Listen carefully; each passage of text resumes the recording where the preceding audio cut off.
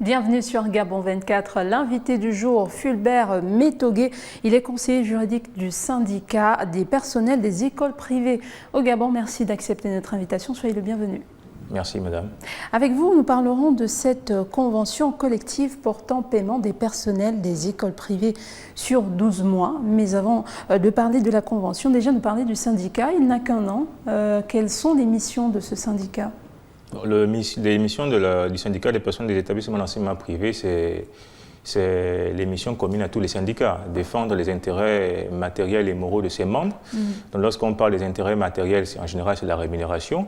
Les intérêts moraux, en général, ce sont les conditions de travail. Et dans le cadre des activités qui aura lieu le 5, il est essentiellement question du régime de rémunération des personnes des écoles privées qui pose problème. D'accord, on est bien d'accord. Il s'agit des écoles privées, donc votre champ d'action est limité à l'éducation nationale, à tous les établissements placés sous tutelle du ministère de l'Éducation nationale, c'est-à-dire l'ensemble des établissements qui sont régis par la loi 21/84 fixant les règles applicables aux établissements privés sous tutelle du ministère de l'Éducation nationale. Donc l'enseignement professionnel n'est pas inclus et l'enseignement supérieur n'est pas inclus. D'accord, alors vous parlez maintenant de cette problématique des paiements sur 12 mois. Quel est le constat que vous avez fait sur le terrain ? Le constat, il est affligeant. C'est quand même triste parce que c'est quand même incroyable dans un pays comme le nôtre, où on a une inspection provinciale du travail, on a une administration en charge du travail, qu'il y ait des gens qui travaillent pendant 30 ans quelque part, qui n'ont pas de cotisation sociale. Ça veut dire que ces gens qui seront admis à la retraite, moi j'ai 21 qui seront admis à la retraite cette année, mais c'est quoi? Ils n'ont pas de retraite. Ils n'ont rien. Et ça s'est passé comme ça pendant 34 ans. Donc, on a le syndicat, les syndiqués, les personnes des écoles privées ont pris la mesure du problème, surtout avec la modification de l'article 62 du Code du travail. Parce qu'avant l'article 62, l'obligation de non-reversement des cotisations à la CNSS incombait à l'employeur. Donc, ça ne pouvait pas préjudicier aux salariés. Donc, dans tous les cas, le salarié pouvait se présenter à la CNSS et demander à avoir une pension. Maintenant, avec la modification de l'article 62, c'est plus possible. Il y a un prélèvement qui est effectué sur le salaire de l'employé. Encore qu'il faudrait qu'ils aient des bulletins de salaire dans les écoles, parce qu'ils n'ont pas de bulletin de salaire. Et ils émargent sur un cahier comme des vulgaires ouvriers. C'est assez désolant, parce que ce sont des gens qui scolarisent plus de 250 000 enfants au Gabon. D'accord. Et donc, vous parlez précisément, au-delà de ces cotisations, vous avez un problème avec les salaires qui ne sont pas payés sur 12 mois dans les écoles privées. On ne considère que la période des classes. Expliquez-nous tout ça. Bien. Le personnel des établissements d'enseignement privé, comme tous les salariés du secteur privé, est régi par le Code du travail. C'est la base. Oui. Et le Code du travail prévoit deux types de contrats. Les contrats à durée déterminée et les contrats à durée indéterminée. Les contrats à durée déterminée ne peuvent être valables au-delà de 2 ans, renouvelables une fois. Le préalable, c'est qu'il faut qu'il y ait un écrit. Et les contrats à durée indéterminée, c'est le régime commun des salariés. Et la loi au Gabon ne prévoit pas que les personnes qui sont assujetties au régime de contrat de travail à durée indéterminée puissent faire l'objet d'un paiement partiel. D'accord. C'est ça le problème. C'est-à-dire que il revient maintenant aux acteurs, c'est-à-dire aux fondateurs et aux syndicats des écoles privées, de trouver une entente sur le régime de rémunération applicable, parce que la loi permet, au terme de l'article 119 du Code du travail, d'adopter une convention collective qui précise le régime de rémunération des personnels d'un secteur. C'est ce à quoi on invite les fondateurs à la réunion du 5 à la Chambre de commerce. Donc ce qui se passe actuellement, c'est qu'il y a des personnes dans des écoles qui se retrouvent, qui viennent ou qui entrent sous contrat à durée déterminée, mais qui s'y retrouvent au-delà du temps autorisé par la loi, qui rentrent dans le cadre d'un contrat à durée déterminée. Encore que même dans les écoles privées, on ne sait même pas à quoi correspond la période de stage. Moi, dans le syndicat, j'ai rencontré des gens qui sont en stage depuis 10 ans. On les paye 50 000, 60 000. J'ai rencontré des instituteurs qui, peut-être,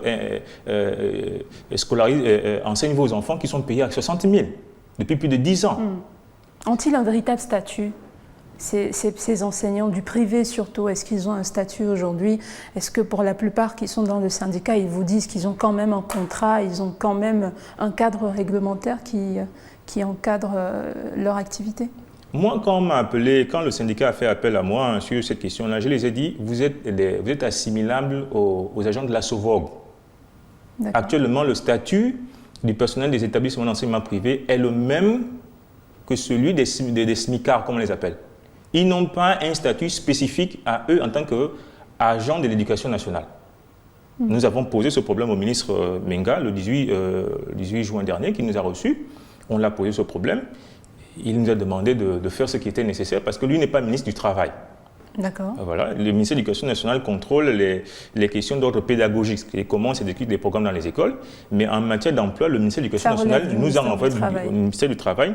Et le secrétariat général du ministère du Travail qui nous a reçus nous a expliqué les conditions dans lesquelles cette convention doit être adoptée. C'est pourquoi moi je demande aux fondateurs de venir aux assises du 5 pour qu'on les présente d'abord. Parce que comme disait un grand homme de ce pays, on commence à trouver des solutions à un problème quand on commence à en parler. Donc, j'invite les fondateurs vraiment à s'inscrire parce que c'est à partir de là qu'on va trouver les solutions. Pourquoi pas faire des propositions au gouvernement? Le syndicat n'est pas opposé aux écoles privées. Le syndicat appelle les fondateurs pour qu'on trouve un terrain d'entente. Et donc, en matière de solutions, vous avez une solution toute faite que vous allez leur proposer en matière de paiement notamment? Oui, oui. Et c'est ça l'essentiel de mon travail. Ça a déjà été approuvé au niveau de l'ASPEG. On a également présenté sur le niveau de la CNSS, ça a été également approuvé. C'est-à-dire, au niveau de l'ASPEG, on estime qu'on peut rémunérer les personnes des établissements privés sur 12 mois à partir d'un mécanisme de prélèvement sur un taux des frais de scolarité de vos enfants, des élèves scolarisés, et les payer sur les 12 mois. C'est-à-dire qu'on ferait un recouvrement sur 9 mois, et on va payer sur les 12 mois sans pourtant que ça ait un impact au niveau, n'est-ce pas, de l'augmentation des frais de scolarité au niveau des parents. Comment vous pouvez en être sûr? Est-ce que vous avez un moyen de contrôle à ce niveau-là? Parce que généralement, la rentrée, il y a toujours un frais en plus, il y a toujours quelque chose en plus. Est-ce que vous avez un mécanisme de contrôle pour être sûr que les chefs d'établissement ne feront pas payer la marge supplémentaire aux parents? Ça, c'est une question à poser au ministère de l'Éducation nationale. Le problème dans ce pays, c'est cela. Le syndicat n'a pas pour mission de contrôler les écoles. Vous avez proposé une solution. Forcément, il y a des revers de médailles ou alors des après. Est-ce que vous avez aussi proposé une solution dans le suivi de la mesure que vous proposez? Oui. Puis, le mécanisme qui a été adopté par le syndicat des personnes des établissements d'enseignement privé est assujetti à l'adoption par l'autre partie qui est les fondateurs. C'est pourquoi on les invite à venir le 5. Maintenant, une fois que les parties seront d'accord, parce que le ministère du Travail ne va intervenir que sur les points de désaccord, c'est ce qu'ils nous ont dit. Maintenant, une fois qu'on est d'accord sur les points de l'accord, de la convention, on part déposer au ministère du Travail, le ministère du Travail va valider. Maintenant, une fois que le ministère du Travail va valider, il va envoyer au ministère de l'Éducation nationale. Maintenant, il revient aux organismes étatiques en charge de contrôle de veiller à l'exécution des termes de la Convention. Mais en ce qui concerne les droits et les avantages réservés aux salariés, l'ASPEG sera particulièrement vigilante. D'accord. Au-delà de ça, il y a une troisième partie, les parents. Bien sûr, on parle de ces augmentations possibles. Est-ce qu'il y aurait peut-être en prévision des campagnes d'information au cas où la mesure serait adoptée? Au niveau du syndicat des personnes des établissements d'enseignement privé, moi j'attire l'attention des parents d'élèves ici. Je ne crois pas que un parent d'élève peut se satisfaire de la misère de celui qui enseigne son enfant. Au niveau de l'ASPEG, on compte beaucoup sur l'appui des parents d'élèves sur cette question. Ce qui se passe dans les écoles privées, quand on l'a présenté à plusieurs autorités ministérielles, les gens ne savaient pas que les personnes des établissements d'enseignement privé n'ont pas de statut au Gabon. Les gens ne savaient pas que moi qui pars inscrire mon enfant dans X école, je ne vais pas citer les noms ici, qu'ils ont des salaires que nous on a présentés aux autorités. Donc nous, on attend beaucoup le soutien des parents d'élèves parce que la stabilité morale, l'épanouissement professionnel d'un enseignant passe également par son régime de rémunération. Et les effets se trouvent sur la production vis-à-vis des enfants. Donc, les parents d'élèves n'ont pas à craindre l'augmentation des frais de scolarité, puisqu'on connaît les frais de scolarité actuels. La moyenne, c'est 180 000 par enfant, par année académique. Donc, c'est la moyenne. Mais on connaît, et, en tout cas, à notre niveau, les calculs ont été faits sur la base des frais de scolarité actuellement perçus. Donc, s'il y a augmentation, on saura. D'accord. Et bien sûr, vous avez parlé tout à l'heure d'un statut véritable pour l'enseignant ou le personnel de ces écoles privées. Est-ce qu'une démarche pourrait être entamée de ce côté-là, parlant de texte, de loi, pourquoi pas?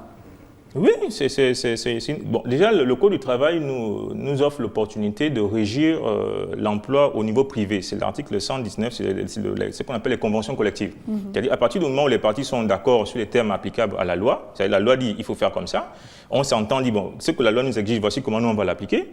On envoie au ministère du Travail, le ministère du Travail valide, c'est-à-dire qu'il n'y a pas d'atteinte à la loi générale, donc c'est valide. Mais moi, je suis également favorable à ce que ce texte soit envoyé au niveau du Parlement pour que les personnes des établissements d'enseignement privé puissent avoir un véritable statut. Merci beaucoup, Monsieur Fulbert Métogué. Je rappelle que vous êtes conseiller juridique du syndicat des personnels des écoles privées du Gabon. Vous veniez nous parler de cette convention collective portant paiement des personnels des écoles privées sur 12 mois, une convention qui a donc lieu ce 5 juillet 2019 ici à Libreville. On espère que ce sont des mesures qui vont avoir des effets sur le plan national complètement gabonais. Oui.